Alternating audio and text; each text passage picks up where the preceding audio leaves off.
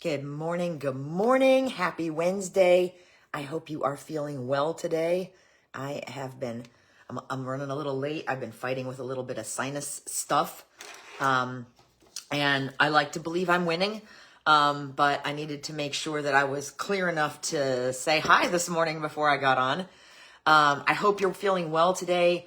If you are just stumbling on my page, my name is Donna. I'm a mom, a nana, a girlfriend, a jazzerciser, line dancer, just basically all around fitness enthusiast. I am studying for my Master of Science in Clinical Mental Health Counseling and so many other things. I work part-time as the program director for my local affiliate of the National Alliance on Mental Illness, which is NAMI.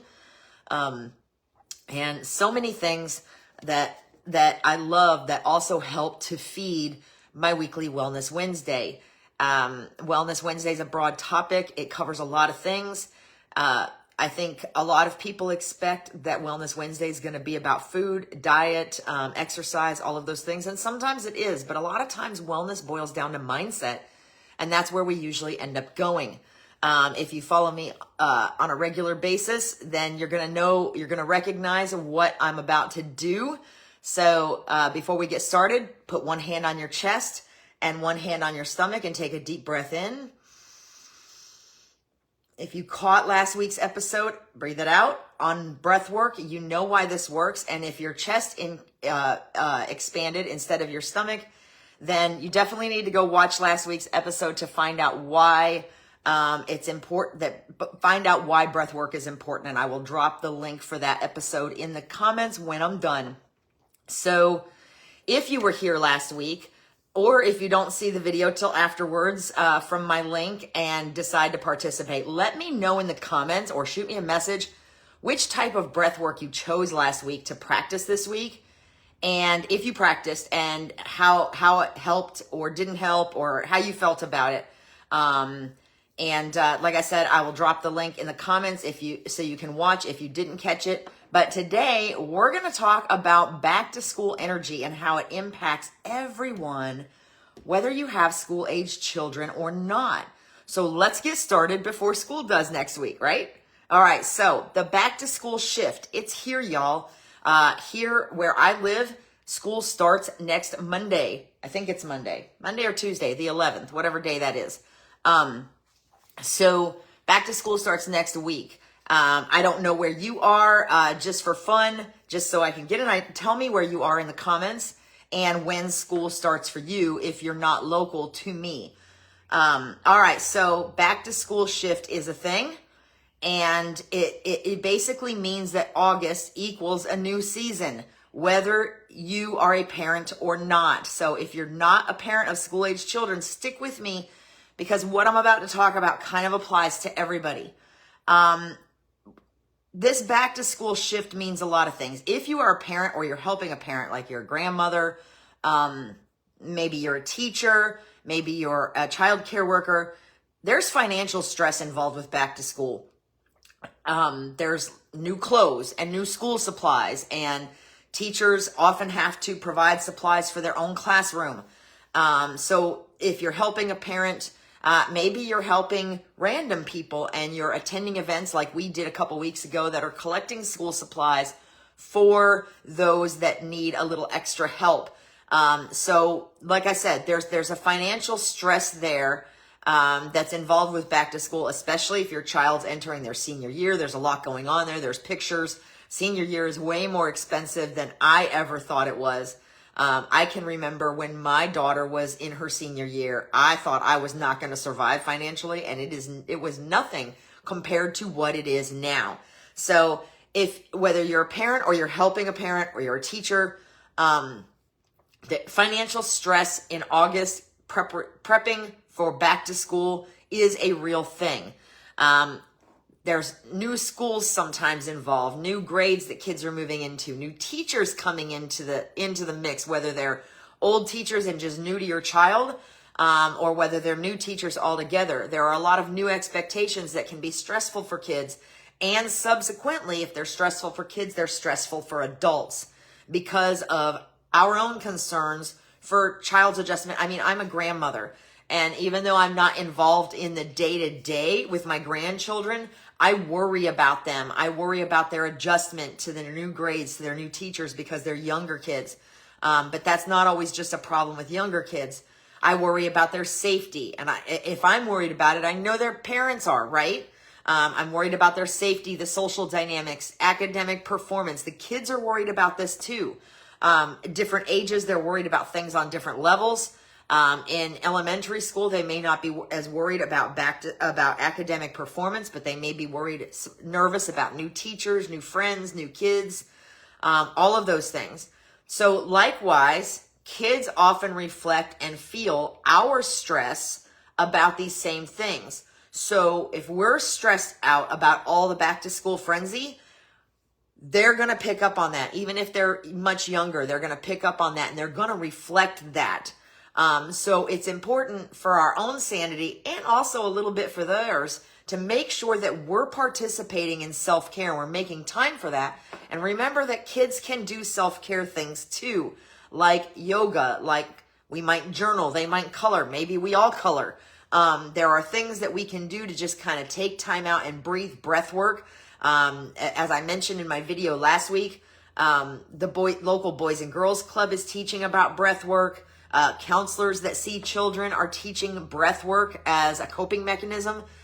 So breath work has a place with everybody. And a lot of those self-care things that we do can also be applied to kids to just kind of help them take a time out, take a breath, and just kind of breathe about their fears and anxieties associated with the coming new school year. It's important to remember also that younger children often act out whenever their schedule changes. Let's face it, sometimes I act out when my schedule changes. So it doesn't matter whether the schedule changes for the good or for the bad. Sometimes just that change it makes things wonky. It makes things wonky for us, even if it's a routine that we were in back in April or May. We've been out of that routine for the entire summer. Now we're going back into that routine, and it kind of throws things off for just a little bit while we make that adjustment, while we make that transition. Summer freedom. That's something that, we all kind of associate, at least us older adults, associate summer with freedom to some extent. And I think that younger kids do a little bit too, because they're not in that super structured environment all the time. Unless we keep them there intentionally so that the transition isn't awkward. So adults, kids, we all, whether we have school-age children or not, we all experience that summer freedom, that slower pace that tends to come with summer. And I do too, y'all. I work from home. I do online school from home. Almost everything I do is from home. But in the summertime, I've been taking one class per term so that I could have an extra day with my grandkids, which I've been very grateful for the ability to do that. But that slows down and I don't get that time anymore as much with my grandkids during the school year because they can't just come hang for the day in the middle of the week. And so that summer freedom and that slower pace starts to wane, and even businesses start getting busier. Everybody's schedule just kind of gradually shifts as we move into the school year, and there's more activities, there's school-related activities, there's more community youth-related activities. Things start to pick up a little bit.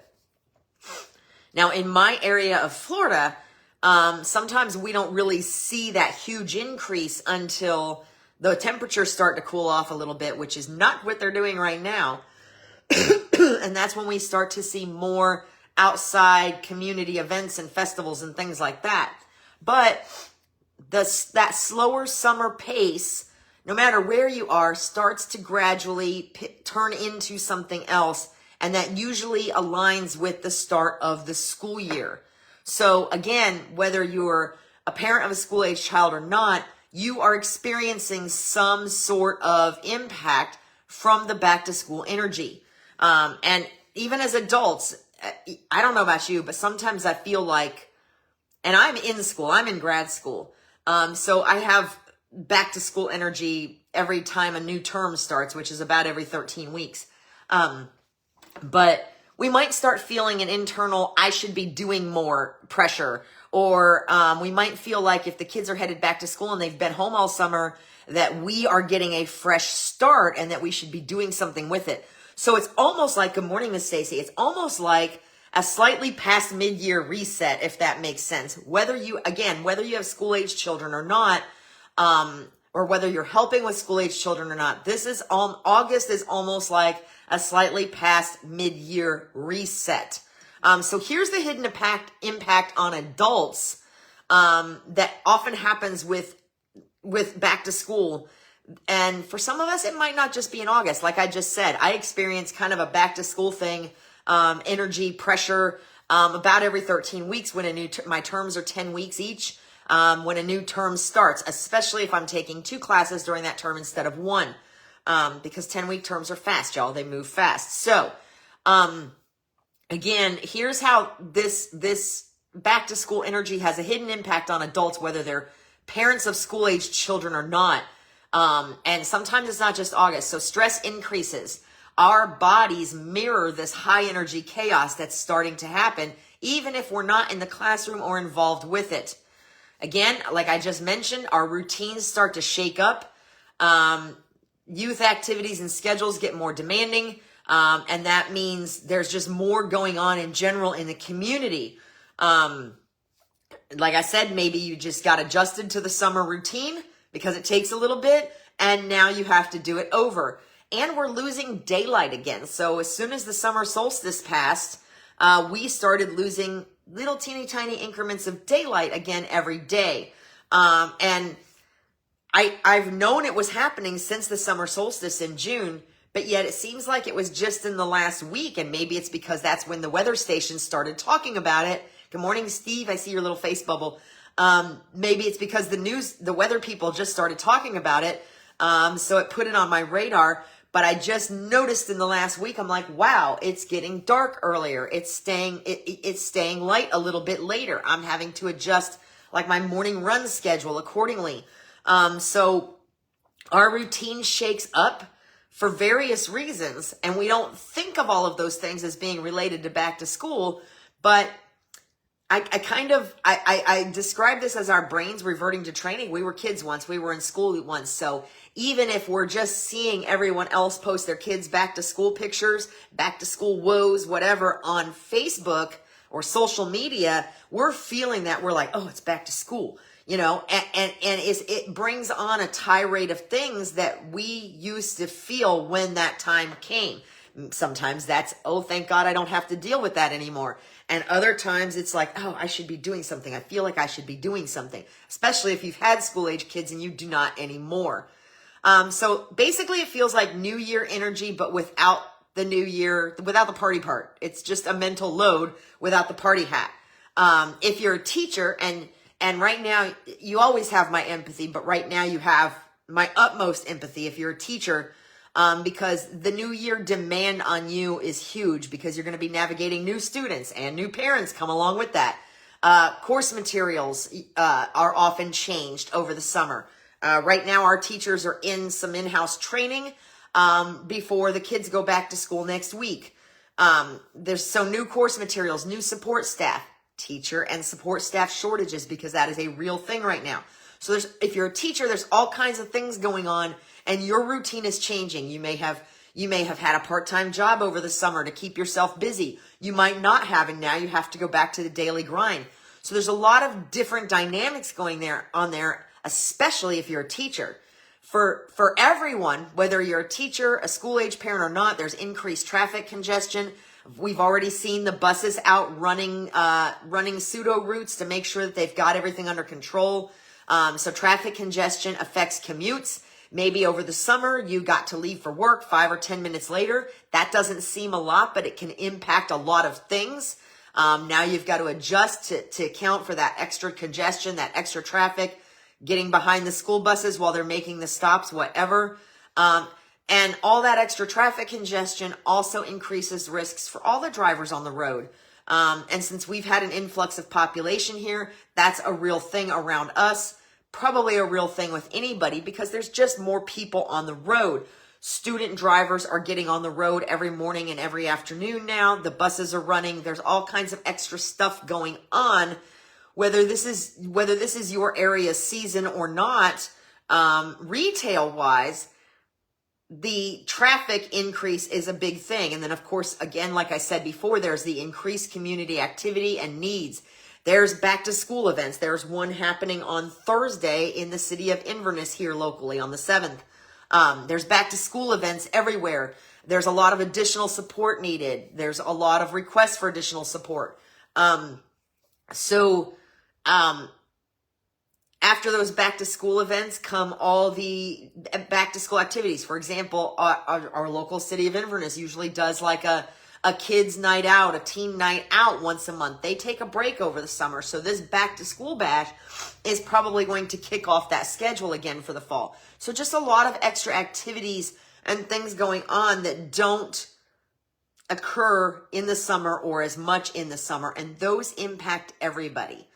So how do we deal with this back to school, back to you reset, right? It's a little bit of a reset, whether it's good or bad. And ultimately it's good, but sometimes it can be a little bit of a transition. So how do we deal with that? And again, this applies whether you are a parent of a school-age child, grandparent of a school-age child, watching all the back to school posts thinking, thank God I don't have to do that anymore. A teacher, whatever. Here are some reset tips that are going to help you deal with this back to school energy. Remember, first and foremost, that adults need recess too. Just like kids need an outlet for that extra energy, especially when they've returned to that additional structure, adults need recess too.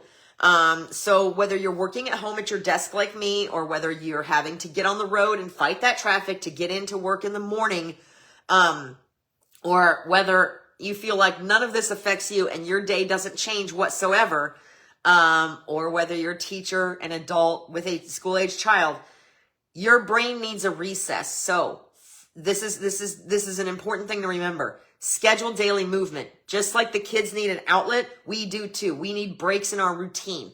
If we're sitting at the desk for hours per day, which is possibly another Wellness Wednesday topic, is desk sitting. And we may talk about that. That's a light bulb. See, my brain's already in homeroom, y'all. It's already there. We need a recess. So we got to schedule daily movement. We've got to add breaks into our routine. Time to get up, walk. Told you, sinuses. Time to get up, walk, stretch, doodle, pray, whatever it is. Sometimes I do line dancing at home, and since I've been fighting with my sinuses, I've been a little hesitant to push a full-blown workout. So I have my day divided up between school and NAMI work, and I took my line dancing break. Instead of doing it at the end of the day, I took it in between to kind of reset my brain, get some movement, get my eyeballs off of the computer screen, and just kind of take a brain break in between doing my schoolwork and doing my NAMI work. So that's an example of what you can do, but sometimes we can't do that at work. But we can spend our lunch break taking a walk, or doing something that helps to calm us down, stretching. We can get up and walk around our desk if we need a break from sitting. There's a lot of different things that you can do, but schedule that in. Make that part of your daily routine to get up and move a little bit. It'll make a huge difference, especially when you start dealing with those mid-afternoon sleepies. You know what I'm talking about? Pack a lunchbox. You can pack a lunchbox for yourself, and it doesn't necessarily have to be a food lunchbox. It can be an emotional lunchbox. What am I talking about? Okay, well, start the day, for starters, with something that fuels your spirit and your body. We talk to the kids all the time about starting their day with a good breakfast, right? A lot of the schools provide breakfast for that reason. But it's important for us too. We need to start the day with something that fuels our spirit and fuels our body. So while you're packing your lunch for the day or planning where you're going to order or have it delivered from, pack an emotional lunchbox too.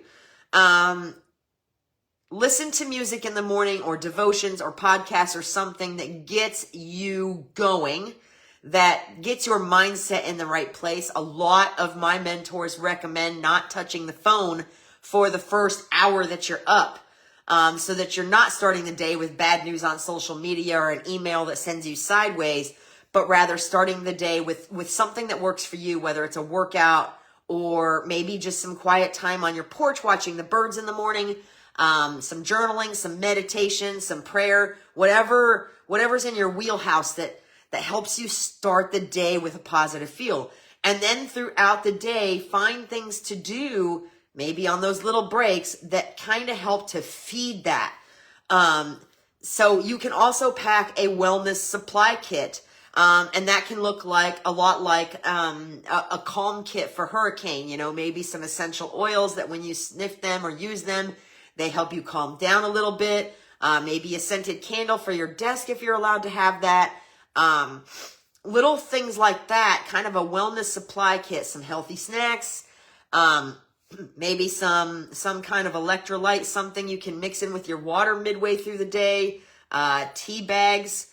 There's a lot of different things you can do in a wellness supply kit. They could be consumable, they could be not consumable. That might kind of help you get through the day, make you smile a little bit. Maybe on your lunch break, maybe that looks like a set of headphones and another podcast or a devotional or something like that. Maybe a gratitude prompt. Maybe you have a gratitude box on your desk and you write something down midday and put it in there. But you can pack a wellness supply kit for yourself. So my question to you would be, if you were going to pack a wellness supply kit for yourself, for the day, for your desk, wherever you are, wherever you work, what would that look like? What would go in it first? Okay, so another thing for us adults is study hall for the soul. And that's kind of what I was just talking about, is scheduling in 5 to 10 minutes for the day, whether it's in the evening before you go to bed, during the day, during your lunch break, in the morning, whatever. 5 to 10 minutes of planning time or reflection.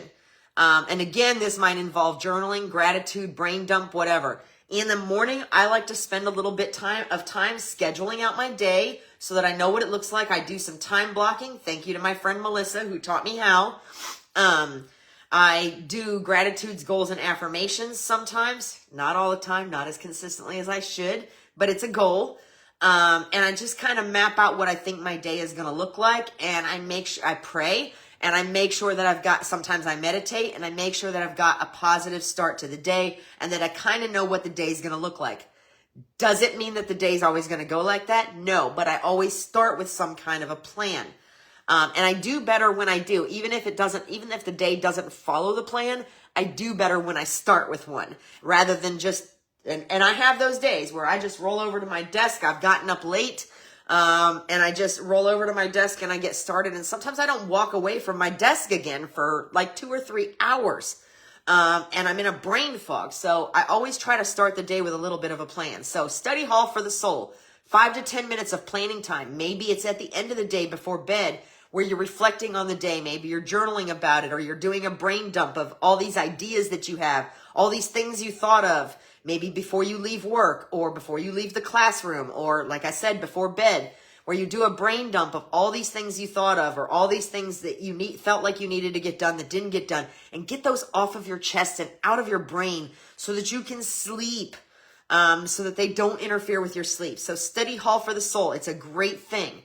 Another tip is to sharpen your pencil, and that means the one that draws boundaries.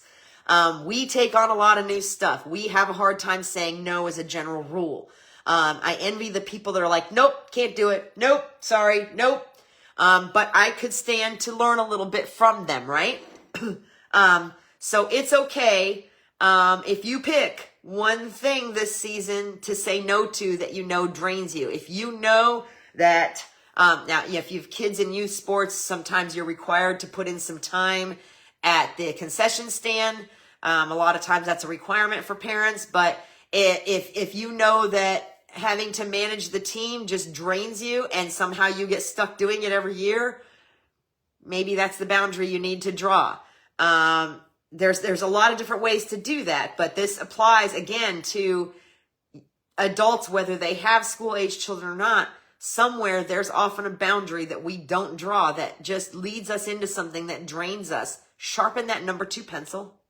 And draw that boundary. Pick one thing that you know drains you to just say no to this year. Or if it's too short of notice and you know that there's nobody else and you haven't made the commitment yet, You can be like, listen, I'm going to do this one more year and then I'm out. And I had to do that with a couple of things because I could not bring myself to stop. So there were a couple of things in my world that were, it's not so much that they were draining, but they were pulling me away from what I was supposed to be working on. And I just had to be like, okay, this is how long I have, and then I'm done. If you're like me and you feel the need to give a little more notice. So sharpen your number 2 pencils, draw those boundaries that you need to have. If that means that part of that boundary is, hey, Dad, I need you to get the kids ready for school so I can go get this workout in so I don't kill everybody later in the day, then so be it. But pick a boundary to draw, something that you know drains you or something that you know you need that isn't happening on a regular basis, and take that pencil and draw that boundary for yourself and for others. And then here's a wild one. I'm just going to throw this out there. I was actually, even as a grad school student, I was actually a surprise to see it when I was doing a little bit of research, as you might be to hear it. If you are a parent that no longer has a school-age child, or if you never had a school-age child, but you thrived on helping others, or maybe felt awkward when everybody was talking about their kids going back to school and you didn't have anything to discuss, consider furthering your own education. What? But that's like bringing the back to school energy right into my lap, right? Consider furthering your education. First of all, you guys know I'm a fan of learning. I feel like if we're not learning, if we're not constantly evolving, then we are stagnating. And I believe that the moment that we stop learning and start thinking we know everything is when we know we're in big trouble, right? So, but here's an angle I had never considered before. Furthering your education, even if you're a parent with kids at home and you're like, I don't have time for that. That's going to take away from family time. I can't do this. I can't do that. Stop with the I can'ts for just a minute. Hear me out. If you further your education and you go back to school, I went back to school when I was 38. I went to college and started working on my AA when I was 38. And my daughter at that point pretty much could take care of herself, but how the construction industry crashed, the housing crash, impacted my job is the reason that I had to do this. I didn't have to do this. I could have done something else, but it made the most sense at the time. But furthering your education can actually make you a different kind of role model for kids, whether it's nephews, nieces, grandkids, whatever. You're showing the value of learning. And even if it's not a regular, I'm not suggesting it has to be a regular college class. I know all kinds of adults that are doing really cool kinds of things. I'm in grad school. I have a friend that takes a cooking class. Actually, a couple friends that I know of that are taking cooking classes. And for all I know, they could be doing much more. There may be quite a few more, but the 2 I know of that are talking about it are taking cooking classes.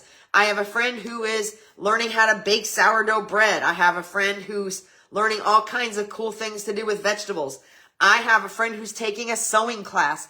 If there's something you've always wanted to try and you feel if you've got that awkward, it's back to school time and I feel like I should be doing something thing going on, take a class, take a pottery class, take an exercise class, do something to kind of further your knowledge or move your body or whatever, because, and even if you have younger kids, their homework time can be your study time. So it's still kind of family time, and it kind of reinforces that dynamic and that value in education. If you have older kids, study time can definitely become family time, because there may be things that we as adults don't understand that are taught differently than they were when we were in school that our kids can help us with, and vice versa. And that gives everybody time, quality time together, and confidence. It helps us build each other's confidence. So there's some legit benefit to considering going back to school if it's something you all always thought about, and you thought, like me, that if you were going to consider it, you needed to wait until your child was older and could kind of fend for themselves, or until they were out of the home. Maybe rethink that. But even if they are out of the home, even if you did wait, do it, because you are still, and talk about it. Talk about it with your kids. Talk about it with your grandkids. You are still a role model. And if you're going to school, if you're furthering your education, if you're taking some kind of a class, learning to do something new. You are in doing so, you are you're being a role model for those kids, grown or small, to be willing and open to learn new things, whether it's new hobbies, whether it's new exercises, whether it's line dancing, whether it's actual school. You are modeling the importance and the value of learning new things. And that is super important. So before you tell yourself all these I can'ts, think about what that could mean, not just for you, but for those around you that are looking on. Okay? I have been told on more than one occasion by other people that they enrolled in school or enrolled to work on their degree or enrolled in some kind of class because I inspired them, because I'm in grad school at 51 years old. Think about that. If you can inspire adults, you can also inspire kids. And so that's really something to think about to kind of help with that back to school reset. If you feel like you should be doing something, or you've been holding off on learning something and you're like, the kids are back in school, maybe I can do this now. Take the step. Take the step to learn something new. Like I said, even if it's seeing a personal trainer or learning a new dance, if you're a line dancer, or taking a cooking class or a sewing class or a class that teaches you about plants, whatever. Be that role model for yourself and for others. So these are just a few of the things, just as a reminder, that you can do to kind of reset. You need a recess. Schedule daily movement and or breaks into your routine. And don't stop drinking your water just because you're worried about going to the bathroom. You still need to make sure you have regular water intake, especially if you're in Florida dealing with the heat we have right now. Pack a lunchbox physically and emotionally. And study hall for the soul, 5 to 10 minutes. So what that means, packing that lunchbox, that means food for you, but it also means wellness supply kit, something that makes you feel better, that you can kind of dig into if you need it, essential oil, scented candle, maybe some gum to chew when the kids aren't in the classroom, whatever that looks like. Study hall for the soul. Take 5 to 10 minutes a day for planning and or reflection. So that you can clear the brain before bed, so that you can kind of map out what the day looks like at the beginning of the day. Sharpen your pencil and draw the boundaries. If there's things that you take on that drain you, say no to one of those. Draw a boundary and say no to one of those. If there's something specific that you need every day to help make you successful, draw a boundary and say, I need this. If you have other people in the household and I need you to help me make it happen. That is okay. And then again, consider furthering your education. Like I said, whether it's a weekend class, NAMI teaches free classes that talk about building skills, coping skills, and things like that. If you've always been curious about mental health, check out some of NAMI's free offerings. There's one called Basics that's all completely online now. But learn something new and become a role model for the value of trying new things and learning new things. So those are the reset tips. Just some reminders for you before I wrap this up. Give yourself, the kids and the teachers, the bus drivers, give them some grace, because over this next month or so, even though a lot of times we're always stressed out, there seems to be a lot more of it this time of year as we get into that back to school hustle and bustle. You don't need a backpack or a bus pass to feel what's happening around us. Pick a grown-up back to school habit. Give yourself some homework for this year. Especially, like I said, if you're one of those people that's like, oh, it's back to school time, I feel like I should be doing something. Pick a new habit. Pick a new thing to learn, whatever. Give yourself some homework. And give yourself something a little extra to kind of, so that you kind of feel like you're going back to school too, even if it's in a proverbial sense.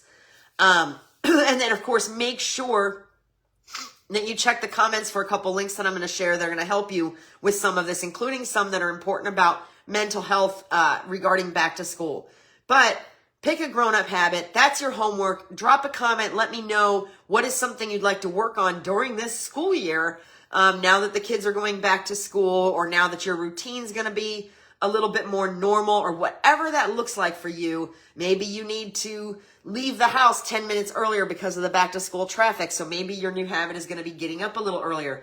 But pick a habit, drop it in the comments if you're willing, shoot me a message, and let's work on that over this next school year. And then watch the comments for a couple of links that I'm going to share. So just remember some final reminders. Back to school impacts everyone in some form or fashion. Watch for signs of mental health concerns. And as I said, there's going to be a couple links in the comments for that. That's really important because changes, no matter what they are, good or bad, sometimes that transition period is extra stressful. And sometimes we need a little help handling it, and that's okay. So watch for signs of mental health concerns. And then remember that anytime routines shift, it makes an impact. Prioritize family time. Prioritize self-care, not just for you, but for the kids too. Kids can participate in self-care activities. We can teach them this stuff. There's so many things we're teaching kids now that I wish someone would have taught me when I was younger. It might have made a huge difference. But then again, I don't know if I would be here with you today talking about this stuff if I had. So there's that. If you're not a parent, consider purchasing supplies to donate to back to school drives, or for the teachers if you're not a parent or teacher that's already involved in that process. Sometimes $20 can go a long way, especially during back to school supplies sales, towards helping out a neighbor, a friend, a family member, or a teacher that we know. We also, our local school system has a teacher's store where they stock it with supplies, and teachers can come in if they have a child that is missing something that they need to have to be successful in the classroom. The teachers can come in and get it out of the store. So if you don't know of a parent or a child that needs help, consider checking with your local school to see how you can donate school supplies there if you're feeling like you need to be doing something. The schools always need supplies, and it's tremendous help. And there's a lot of drives going on right now. So you might just post something on social media that says, hey, where can I donate school supplies right now? And I'm sure that you'll get a plethora of choices. And churches too. Churches often help with that. So consider that as well. And then finally, just a couple of important things. Don't forget to breathe. Back to school season can be chaotic. Don't forget to breathe. If you need help with that, watch the video from last week. I'll drop that in the comments. And the most important one, this is a bonus, okay? This is a back to school bonus. You can take advantage of those sales too. Florida is in a tax-free holiday all month long. That applies to clothes. That applies to certain things that are used for school. And you don't have to prove that you're a student to take advantage of those. Even in my boutique, we're doing back to school tax-free stuff. So the last time I bought a laptop, it was during back to school season because I got a sale on it. So keep that in mind. Just because you're not a student or you're not a parent of school-age child doesn't mean you can't take advantage of those sales. Go out, do it. That's just a little added bonus from back to school season itself. In the meantime, I'm going to wrap this up. Next week, we're going to talk about how to be assertive without being aggressive, and why standing up for yourself matters. And this is a great time of year to discuss that. So, I will see you next week. In the meantime, be well, embrace the back to school shift, and remember to do the things to help kind of reset you and take time for yourself. I will see you next Wednesday. In the meantime, be well. Bye.